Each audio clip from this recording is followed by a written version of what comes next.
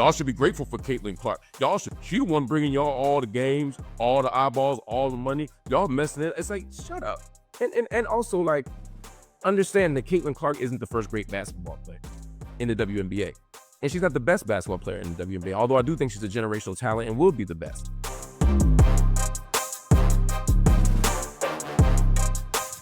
All right, folks, it's that time of the show where we bring in a special guest. And today we've got one of the sharpest minds out there. He's a renowned scholar, author, and activist who's been leading the conversation on justice, politics, and culture. You know him from his work on TV, in the classroom, and on the front lines. Give it up for Dr. Marc Lamont Hill. What's up, cousin? Hey. It's so good to see y'all. It's good to see y'all, man. I'm happy to talk to y'all. I love this show. That was a beautiful intro, Samaria. That was so well done. That was really good. Oh. I'm like, telling people to do that. That's made me feel good. I feel better about myself today. Yo, Marc, it's good to have you. You know, we were supposed to have you on the show before. I hope all is well with your family first and foremost, and that your spirit is doing well. I had so many questions that I wanted to ask you, you know, when we were supposed to have our first interview, but none of those questions are applicable anymore because the Sixers suck. So my question to you out the gate is it time to trade Joel Embiid? Yeah, coming at next, right out the gate. Wow. This is, you know, I don't expect anything less from a Lakers fan. Let me just establish that first. Whatever. If you're from LA, I'm cool with you being a Laker fan or a Cowboys fan. But if you're from anywhere east of Texas, it's shameful and it's shameless. You from Jersey, right? You know that. Yeah. So you skip past the Knicks, the Nets. No. The Cavs, the Warriors, the Mavericks. I mean, you went to the furthest part of the country. It's front running. Anybody's team could be good if you get to pick the team. Marc, stop. You are from Philly. You know very well that when Kobe Bean Bryant was coming of age, most of young Black America had their eyes fixated on him. I am a beneficiary of the greatness of Kobe. His greatness allowed me to choose the Los Angeles Lakers. You know, I worked for an NBA team. My fandom was for sale. I'm a fair weather fan. Also, let me just be very honest. I will switch teams in a heartbeat. Yes. I just want to establish that. So all y'all watching, any criticism he has of my team is a little bit cheapened by the fact that his team always going to be good because he front runs. Samaria, I feel bad that you have to do that because there might be a day. I mean, you're the best. I think you're maybe one of the best hosts in America. But you just never know with a guy like this, man. You know, so somebody else might come along, you know what I'm saying? He'd be like, you know what? I like them a little bit better. You know what I'm saying? There's no 10 toes around here. There's no 10 toes. I'm Skip Bayless? No, not at all. I'm 10 toes for sure for my co-host because I respect and support Black women first and foremost, Marc Lamont Hill. That's true. That you do. That you do. I like Let's how you talk about did that. Bum ass Sixers though. Forget all that. I want to talk about your bum ass Sixers. Let me tell you something. First of all, you don't worry about for a veteran team like the Sixers. I'm not worried about the first 10, 12 games. I'm not really worried about their record. And I'm not worried about their record, especially in the East, where a lot of teams are underperforming. The Knicks are underperforming. The Cavs are overperforming. Things will level off. And when you're an experienced team like the Sixers, we saw this with the Miami Heat a couple years ago. They got an 8 seed and still made it to the finals because they're good enough, right? Because they have a culture. Because they have a culture, Marc. You know that. Oh, God. Heat you culture. know that. They do. And the Sixers do not have that culture. I'll be honest about that. My only point is, if you're a veteran team, increasingly, home court advantage matters a little bit less, and preserving their health matters a little bit more. The Sixers, that said, have sucked monkey for the first 13 games. Use the technical term. And I think that the reason that is a few things, right? One is injuries. You know, as good as this team is, as well-constructed as this team is roster-wise, and I do think this is an extraordinarily well-constructed team, it's contingent on health. And you got Paul George, Joel Embiid, both of whom have been more and more injury prone throughout their careers. You got Tyrese Maxey, who even missed a stretch. And so when you have three guys like that, a big three that I think we played our first game together last night at the time of this taping. And PG went down? Yeah, and then right. So you can't win like that. But if we can get a 50-block stretch where we play 40 games together, I think this team is dangerous. Should we keep trusting the process? Because I'm losing trust. So you know, all the non-Philadelphians like to pull that process stuff out. I see his influence too. You've always been a kind, wonderful sister, and he's, you know, I see what he's doing. I see it. I'm gonna help save you, my sister. But the process was early on an argument from Sam Hinkie that we're going to lose a lot. I won't say on purpose, but I was at them games. We wasn't trying very hard. And then we're building up enough talent through the draft to put together an elite team. Once Sam Hinkie was fired and Brian Colangelo became the GM, the process was already over. The process doesn't go on forever. The process was we're gonna stack a whole bunch of people together and see what happens. The answer to your question though is no, it didn't work. Do I think the process could have worked? Yeah, if we had drafted properly. If you draft Giannis, which we had option to, sure. If you draft Jason Tatum, which we had an option to, of course. If you draft, Donovan Mitchell, which we had an option to, absolutely. And I could go on and on and on. So if we had drafted properly, but you could also say, finally, Boston got great without ever getting that bad, right? Cleveland got great without ever getting that bad. You don't have to lose out to win out. I think you need a great GM, and I think you need an actual program, and you need effective coaching. And I think we dropped the ball a few times. Yeah, quite a few. Still dropping it. Let's pivot away from the Sixers because I want you to have a good day. But this topic can also be a little challenging. So Colin Kaepernick, he galvanized many of us with his protests. He had programming that after that protest that didn't get very much media coverage. But for me, it kind of feels like these days we only see him when he has something to promote, a show, his new AI, a Nike All Black jersey. My question for you is there a scenario in which Colin Kaepernick maybe dropped the ball a little bit with his mission? It's an interesting question. I mean, the first thing I'd say is, yes, we do hear from him when he's promoting stuff. But in fairness, a lot of what he's promoting are things like Know Your Rights camp, books on prison abolition. A lot of what he's promoting is a vision and a program for social justice. So it's not like he's just putting out albums and sneakers, right?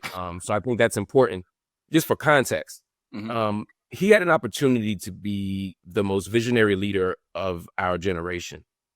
He had an opportunity to stand at the front lines after the NFL fiasco and really be a voice, a universally respected voice for justice and a champion. But that ain't everybody's goal. I wish Andre didn't make a flute album. You know what I mean? Like, there's a lot of stuff I want for people that they don't necessarily want for themselves. And it's not a diss. It's that, people have to chart their own paths. If Colin Kaepernick were doing something illegal or doing something immoral or doing something hypocritical, I'd be challenging him. But the fact that he's willing to operate under the radar a lot and only kind of pop out when he has to, I can respect that. And to say he dropped the ball would be to place the burden on him for this, when in fact the burden should be on all of us to be leaders.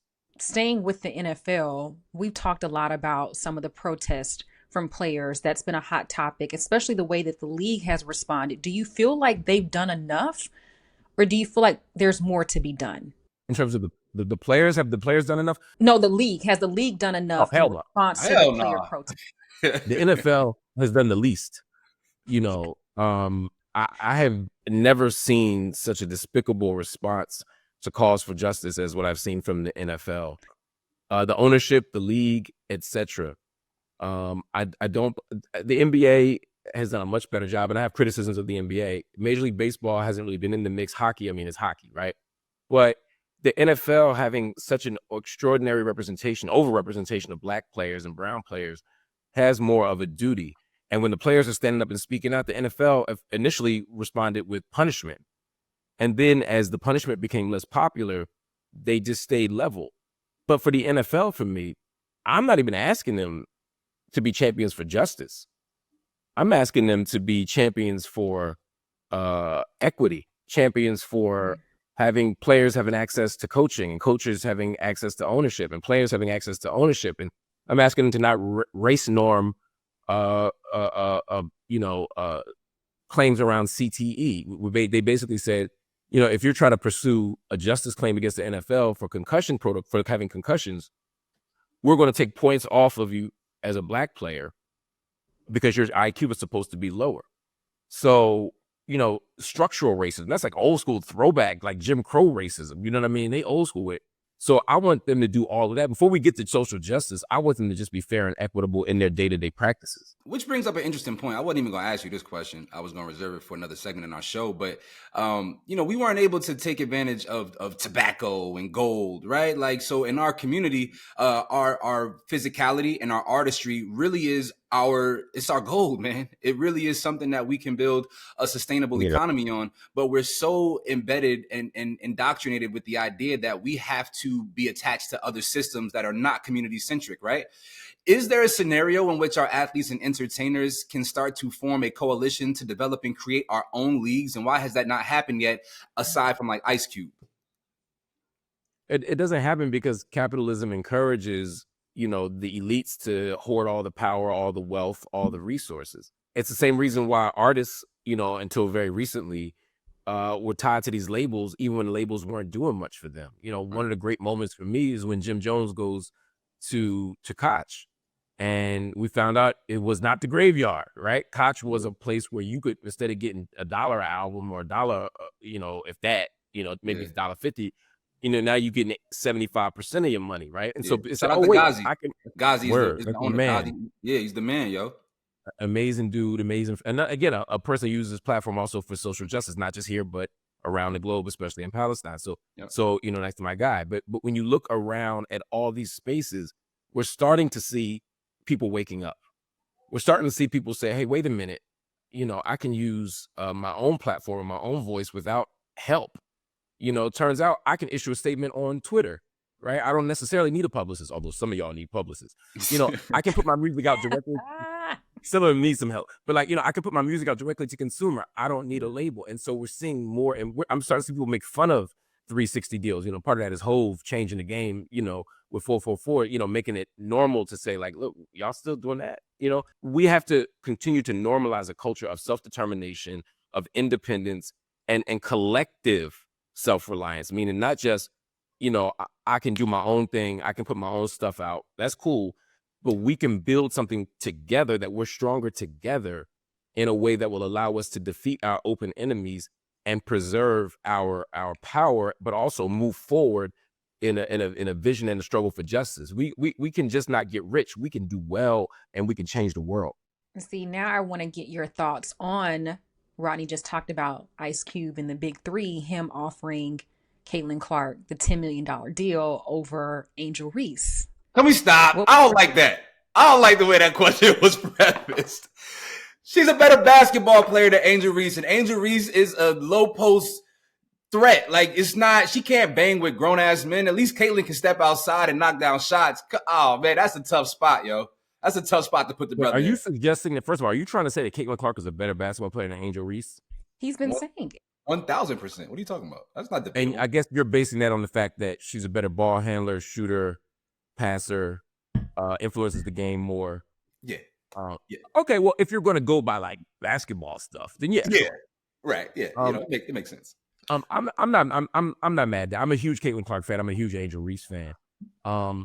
And it's a shame that we're in a context where we have to put them against each other, not in the way that we normally do in sports, where I might say, I take LeBron, you take Kobe, or I take Kobe, you take LeBron. Not like that, but almost like it's like a civil war. I mean, whenever I say Caitlin Clark is spectacular, I get called a handkerchief head, Uncle Tom, whatever.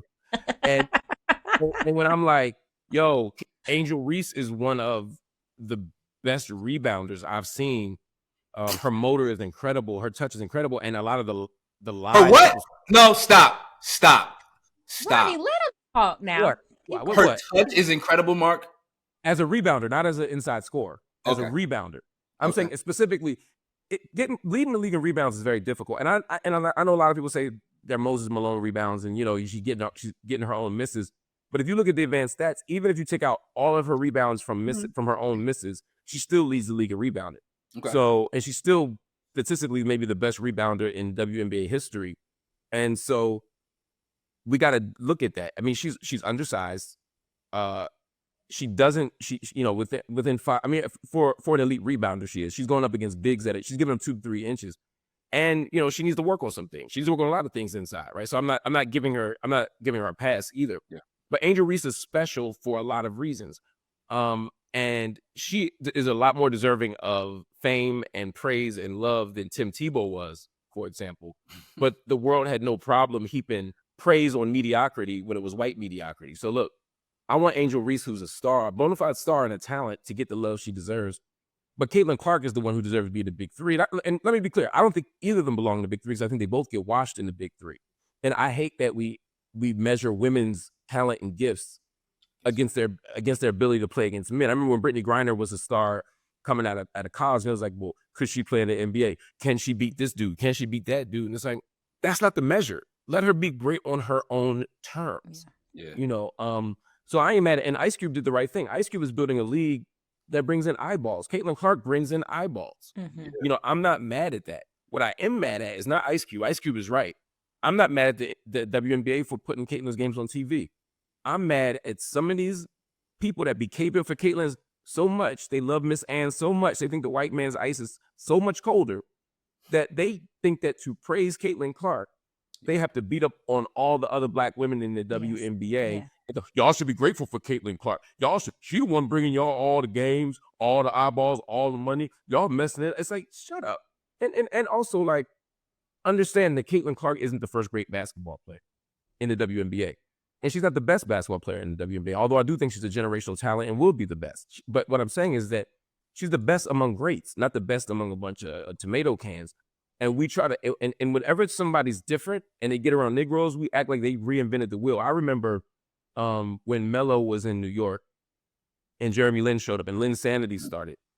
And they started talking about, you know, Jeremy Lin he went to Harvard and he looks at the game through a different lens. No, he doesn't, right? You know, he looks at the exact angle of a screen. Who doesn't look at the angle of a screen? As a coach, I've been telling kids to go run shoulder to shoulder to get someone off a screen. You know what I mean? Or, you know, to use the screen properly. You tell somebody how to turn properly. They go at halftime. Larry Brown's been doing that for years. Players always criticize Larry Brown for being too granular like that. At halftime, they're like, he goes back there and looks at videotape of the first half to see how to play in the second half, as if he's the only, like Carmelo was back there shooting dice with J.R. Smith while he was looking at game footage, you know what I mean, with a protractor. It's like, no, they all do that. You're making these people sound special and unique, and they not.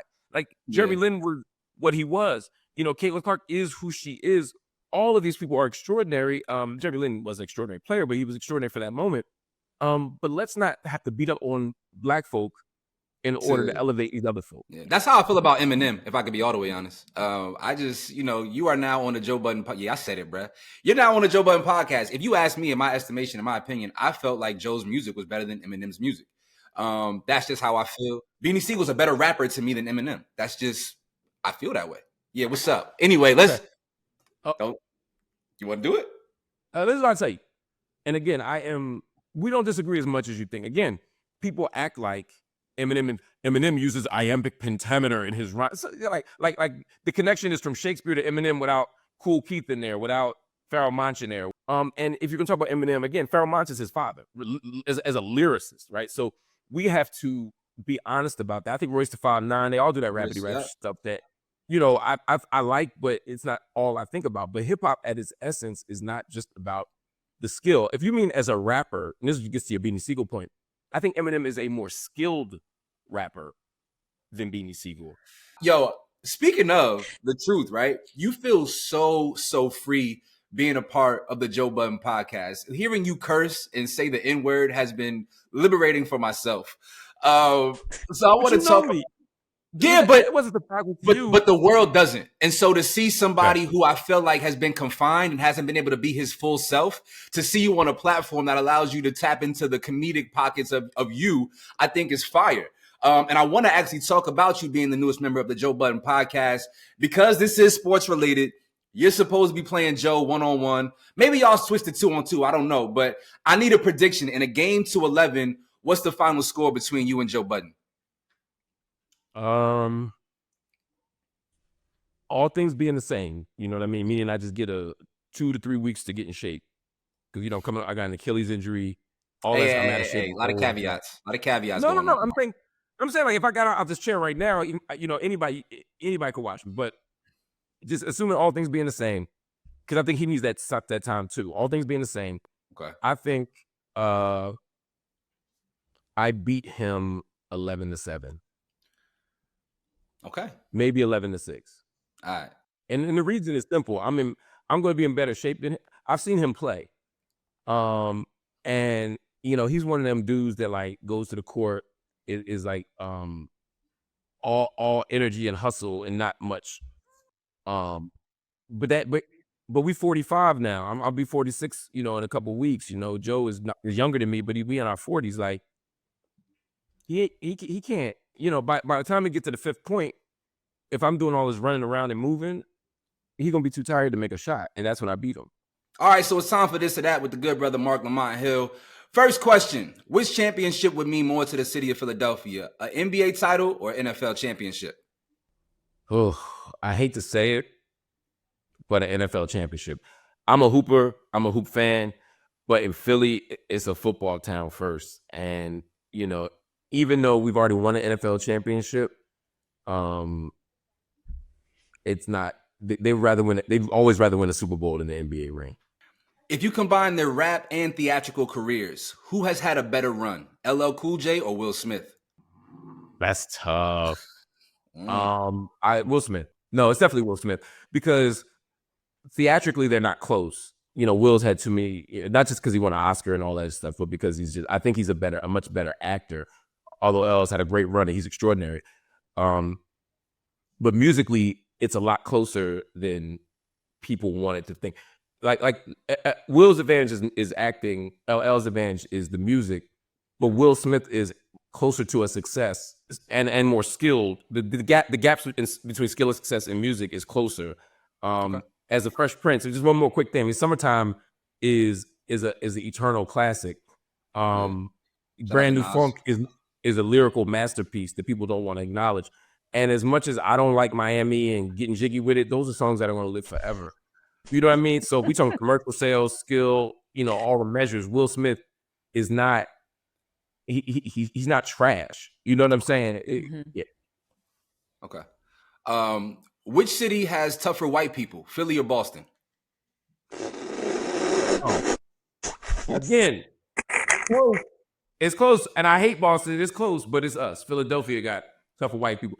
And I'll tell you, no. If we were the stadium that had the jail under it. So our everyday football fans get so turned up and we get so aggressive that you got to lock us up by the halftime of a basketball game.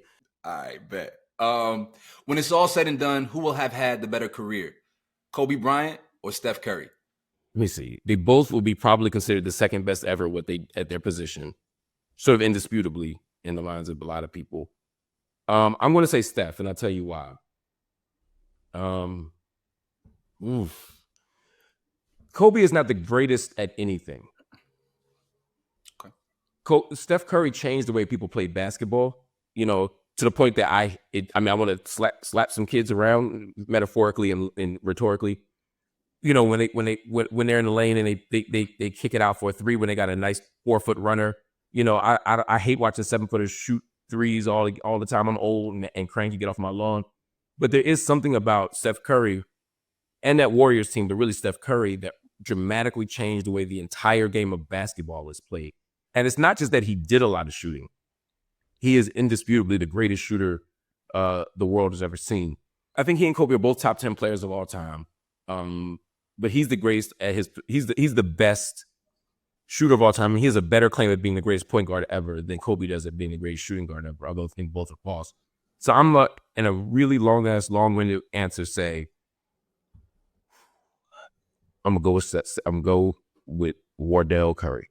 Yeah, that's a really good nuanced response. So we're done with this or that, but I do want to ask you a question. This is me and you talking right here, right? This is not sports related. Just two men. What was the most challenging thing you had to change about yourself or sacrifice to become a good partner for your wife?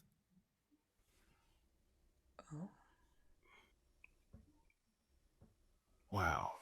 That's a wonderful question, man. The thing that I had to sacrifice the most, I'm going to say ego. And I think I know that's the right answer. It's a little bit of a cheat because I think so many things are tied to ego. Mm-hmm. But there's the ego of like not having to always be right or having to win every argument, or there's the deflating the ego to the extent that I don't see saying I'm sorry as a loss. You know, I'm losing something and I'm losing something by saying I was wrong or I'm sorry. Ego to the extent that I don't need my ego watered all the time by DMs and flirting and you know, feigning interest or garnering interest from other people. You know, monogamy, I mean, some of it's just human, right? You know, but it's also about, for me and for a lot of brothers I know, wanting to still feel valuable, especially as Black men, when we're taught so much of our values, you said earlier, it's tied up in our bodies and our physicality. And suddenly that's not a thing that we're exercising anymore in the same way. Yeah. That is hard. The moments where I make the most dramatic mistakes, the most extravagant failures, it's when I'm chasing my ego and trying to coddle it and nurture it instead of dealing with the things that make me more whole and more healthy and a better partner for my wife. Thank you for sharing that. Yes, thank you, bro. Appreciate you, man. That was well said. It's my pleasure, man. I love the question, but I also love what y'all are doing out here. Thank you so much for coming on. Like, I have thoroughly enjoyed this conversation. You all let us know down in the comments what you thought about our conversation with Dr. Marc Lamont Hill, and drop a comment and let us know who you would like to see on next week's show.